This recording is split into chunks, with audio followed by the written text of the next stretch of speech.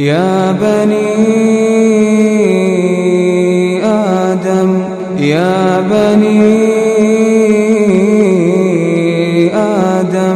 لا يفتننكم الشيطان كما أخرج أبويكم من الجنة ينزع عنهما لباسهما ليريهما سوآتهما إنه يراكم هو وقبيله